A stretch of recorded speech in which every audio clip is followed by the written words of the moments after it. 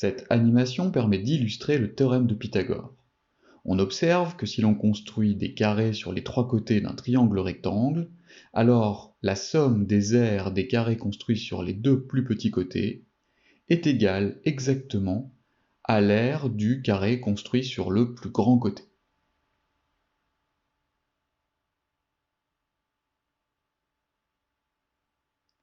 Ce plus grand côté dans un triangle rectangle est situé à l'opposé de l'angle droit et est appelé l'hypoténuse.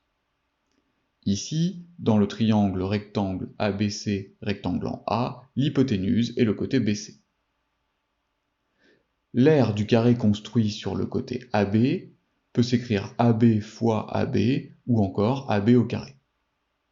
De la même façon, l'aire du carré construit sur le côté AC peut s'écrire AC au carré, et l'aire du carré construit sur le plus grand côté, BC, peut s'écrire BC au carré. Le théorème de Pythagore visualisé dans l'animation précédente peut alors s'écrire de la façon suivante. Si le triangle ABC est rectangle en A, alors on a l'égalité AB au carré plus AC au carré est égal à BC au carré. Autrement dit, si un triangle est rectangle, alors le carré de la longueur de son hypoténuse est égal à la somme des carrés des deux autres longueurs. Le théorème de Pythagore permet de calculer une longueur dans un triangle rectangle. Voyons tout de suite un premier exemple.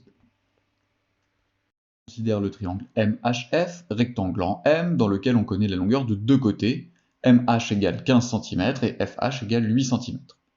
On cherche la longueur de FH, qui est l'hypoténuse.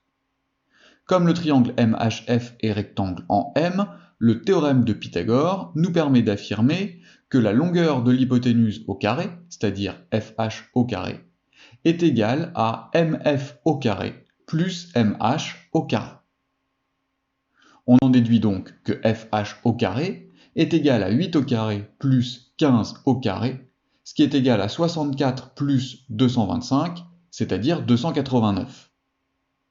On a donc calculé FH au carré, c'est-à-dire l'aire du carré construit sur le côté FH.